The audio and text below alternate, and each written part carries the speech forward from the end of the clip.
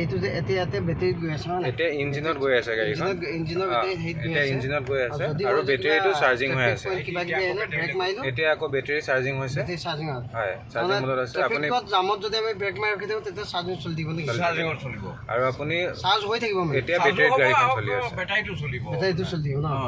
আৰু তেলত কেতিয়া চলিব তেলত আপোনাৰ ইঞ্জিনটো যেতিয়া এইটো ৰঙা হ'ব তেতিয়া ইঞ্জিনটো ষ্টাৰ্ট হ'ব ইঞ্জিনে যেতিয়া চকাকেইটা ঘূৰাব তেতিয়া ইঞ্জিনত তেলটো খাব এতিয়া আপোনাৰ কমপ্লিটলি বেটাৰীতে গাড়ীখন মুভমেণ্ট লৈ আছে আমিতো এতিয়া এমটিত চলাই আছো হয় না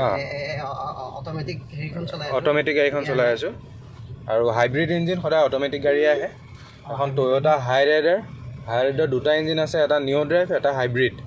এইটো হাইব্ৰিড ইঞ্জিন গাড়ী এতিয়া আমাৰ ইঞ্জিনৰ গাড়ীখন চলিছে লগতে বেটাৰীটো চাৰ্জিঙত গৈ আছে কিন্তু সাসপেনশনটো বহুত ভাল আছে আৰু একদম গাড়ী ওয়েটটো কিমান সিসি এখন 1500 সিসি 1500 মাইলেজ কিমান যায় মাইলেজ হাইব্ৰিড ইঞ্জিনত 27.97 আহিব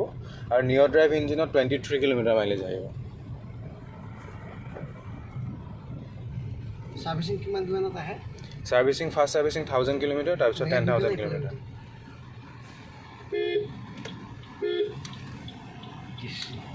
এই গাড়ীখন যেতিয়া আপুনি 40 কিলোমিটাৰ স্পীডৰ ভিতৰত চলাই থাকিব তেতিয়া আপোনাৰ ইঞ্জিনটো ষ্টাৰ্ট নহয় ইয়াতে আপোনাৰ বেটাৰীটো যদি পাৱাৰটো থাকে তেতিয়া বেটাৰীটো গৈ থাকিব এতিয়া চাৰ্জিংটো বেটাৰীটো কমি আছে 11 আছে গতিকে অকমান ইঞ্জিনটো ষ্টাৰ্ট হৈছে মাজে মাজে বেটাৰীত চলিছে এতিয়া চাৰ্জিংও হৈ আছে লগতে আৰু আমি যেতিয়া গাড়ীখনক এক্সেলেৰেটৰডাল এৰিম বা ব্ৰেকটো প্ৰেছ কৰিম তেতিয়া চাৰ্জিং হ'ব তা ব্ৰেক ধৰাৰ কাৰণে চাৰ্জিংত আহিছে আকৌ এক্সেলেৰেটৰ দিলো আকৌ বেটাৰীতে গাড়ীখন চলিছে এতিয়ালৈকে আমাৰ তেল একটো পালো মানে খৰচা হোৱা নাই তেল এতিয়া জাস্ট পৰিছে এতিয়া ইঞ্জিনটো ষ্টাৰ্ট আকৌ হৈ গ'ল ইঞ্জিনটো যেতিয়া ষ্টাৰ্ট হ'ব এই ইঞ্জিনটো যেতিয়া ৰঙা হ'ব যেতিয়া হি চলাব হয় তেতিয়া তেল এটা চাৰ্জিং মোডত গৈছে সেলফ চাৰ্জ হৈছে গাড়ী এতিয়া আপুনি এক্সেলেৰেটৰ দিছে আকৌ বেটাৰী গাড়ীখন চলিছে এতিয়া ইঞ্জিনত আহি গৈছে আকৌ এই ইয়ালা মানে হোমাইছে কাৰেণ্ট হেতু চাৰ্জিং বেটাৰী কাৰেণ্টটো দি আছে চাৰ্জিং দি আছে আৰে চলাই বহুত কমফৰ্টেবল আছে বহুত কমফৰ্ট আছে একদম লং ড্ৰাইভৰ কাৰণে একদম বেষ্ট গাড়ী চলাই বহুত শান্তি আৰু ইয়াত যিখন সানৰুফ আছে গাড়ী চলালো বহুত গাড়ী চলাইছো মানে এখন চলোৱা ইনোভা চলোৱা ডিফাৰেন্সটো মই বিশেষ তেনেকৈ পোৱা নাই কিন্তু একেই পাই আছোঁ সাসপেনশনটো হেৰিটো বহুত হেভি পাইছোঁ হেভি ডি এছটো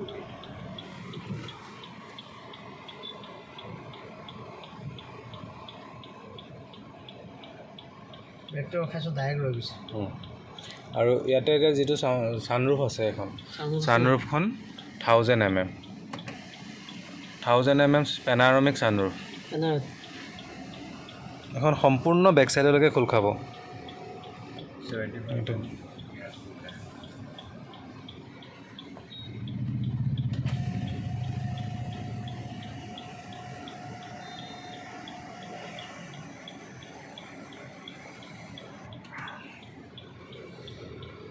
ডিসপ্লেটো কিমান 9 ইঞ্চি এইটো ইভি মোড আৰু ড্ৰাইভ এইটো ইভি মোড এইকেইটা প্ৰয়োজন নাই আমাৰ টিভিবলৈ এইটো ভেন্টিলেটেড সিট সিটৰ পৰা এসি ওলাব এতিয়া আপোনাৰ সিটৰ পৰা এসি আছে হয় সিটৰ পৰা এসি আহিছে যাতে আমাৰ লং ড্ৰাইভৰ সময়ত আমাৰ ভৰি নাঘামে আমাৰ পিঠিখন ঘামি নাযায় তাৰ কাৰণে এইটো ভেন্টিলেটেড সিটেড আছে এতিয়া আপুনি ইয়াতে এসি পাইছে বতাহ পাইছে ভেন্টিলেটেড সিটৰ কাৰণে হৈছে ইয়াত আপোনাৰ আছে ক্ৰুজ কন্ট্ৰোল আছে যদি 60 কিলোমিটাৰ স্পীডত আপুনি লং ড্ৰাইভত গৈ আছে 4 লাইন ৰাস্তা তো আপোনাৰ ভৰিটো বিষাইছে আপুনি এক্সেলেৰেটৰৰ পৰা ভৰিটো অঁতৰাই দিয়ক ক্ৰুজ কন্ট্ৰোল অন কৰি দিয়ক 60 কিলোমিটাৰ স্পীড সেটআপ হৈ পেলাই স্পীড আপোনাৰ 60 কিলোমিটাৰ স্পীডত গাড়ীখন চলি থাকিব হয় আৰু আপোনাৰ যেতিয়া কিবা সন্মুখত গাড়ী এখন আহিলে কিবা আহিলে তেতিয়া এই মেটেল ডিটেক্ট কৰি আপোনাৰ অটোমেটিক্যালি স্পীডটো ৰিডিউস কৰিব ৰৈ যাব না আৰু যদি গাড়ীখন আঁতৰি যায় তেতিয়া আকৌ স্পীড যেটো সেটআপ কৰি থোৱা আছিল সেটআপ কৰা স্পীডটো গুচি যাব গাড়ী এটা সেটআপত আকৌ গুচি যাব আৰু যদি আপুনি ভাবিছে যে ঠিক আছে এতিয়া মই নিজে সেলফ ড্ৰাইভ কৰিম এটা ক্ৰুজ কন্ট্ৰোল অটাবলৈ জাস্ট এবাৰ ব্ৰেকটো পুশ কৰক বা এক্সেলেৰেটৰডাল পুশ কৰিলে আমাৰ এইটো হৈ যায় নিজে সেলফ ড্ৰাইভটো আকৌ মোডটো অন হৈ যায় গাড়ী ভাল আছে চলাই ভাল পাইছোঁ এইটো কি হয় এইটো হেডছ আপ ডিসপ্লে তাত এসইউডি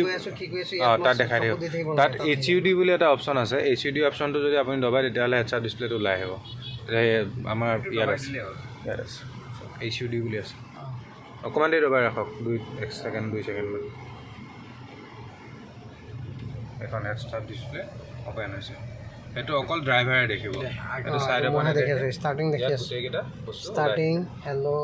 হয় ফাৰ্ষ্ট ষ্টেপলেট ফাৰ্ষ্ট কি ছিট বেল্ট লগালেহে ওলাব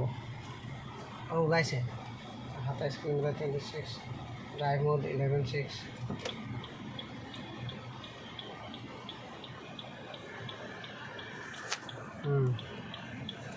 এতিয়া আমাৰ ইঞ্জিনটো অফ হৈ গ'ল আমি ট্ৰেফিকত ৰৈছোঁ আমাৰ ইঞ্জিন অফ হৈ গ'ল আমাৰ এ চি চব চলি আছে গাড়ী মুভমেণ্ট লৈ আছে অকল হাইব্ৰিড ইঞ্জিন হোৱাৰ কাৰণে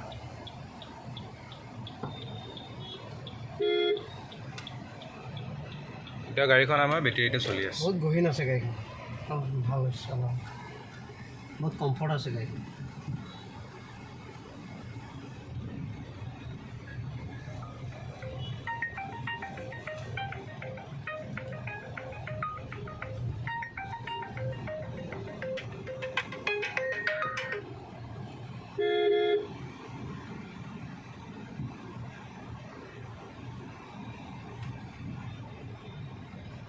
বেলেগ গাড়ী হ'লে ইমান টাইম মই ক্লাছ ব্ৰেক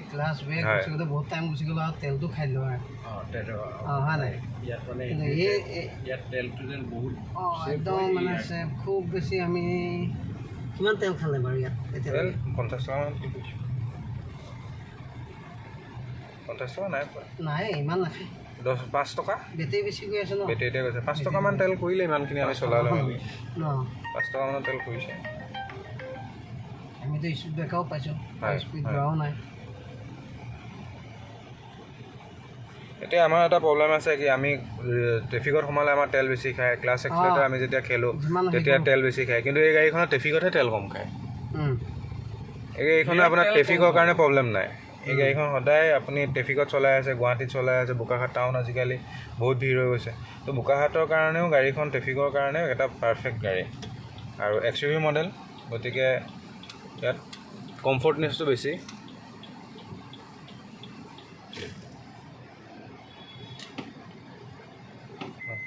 নাই এইটো পাৰ্কিঙত গুচি গ'ল কিন্তু বেক কেমেৰা ওলাইছে 360 ভিউ ওলাইছে আপুনি বেক কৰক